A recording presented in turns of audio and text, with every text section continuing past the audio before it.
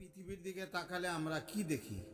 কোথাও দর্শন, কোথাও হত্যা, কোথাও দুর্বল মানুষের উপর অত্যাচার, কোথাও সংখ্যালঘুদের উপর নির্যাতন, কোথাও শিশু পর্যন্ত নিরাপদ নয়।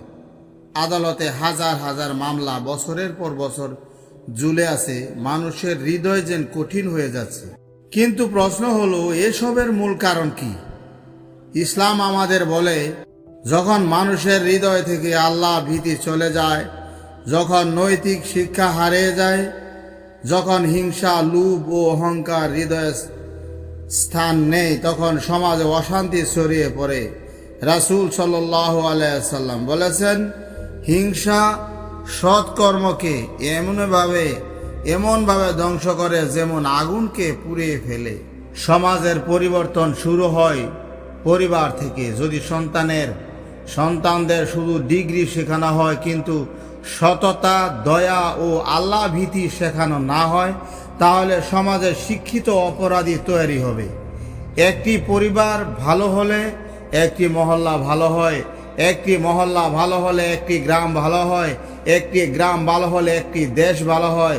রাষ্ট্রের উন্নতি শুধু বড় বড় ভবন দিয়ে হয় না, রাষ্ট্রের উন্নতি হয় সৎ ও ন্যায়পরায়ণ মানুষ দিয়ে।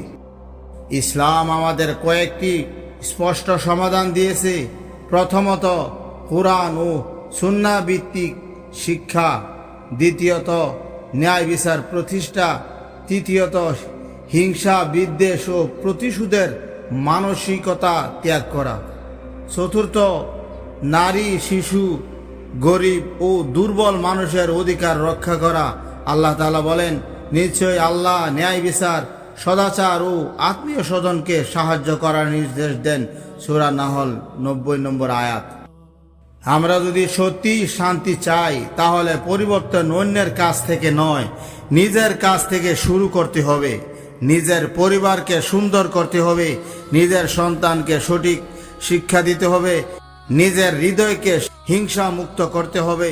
তবেই আল্লাহ একটি সুন্দর, নিরাপদ ও ন্যায় ভিত্তিক সমাজ গড়ে উঠবে। আল্লাহ আমাদের সবাইকে সঠিক পথে চলার তৌফিক দান করুন। আমিন। A whisper calls, a shadow bends through quiet winds. The soul ascends, a desert sky, a sing.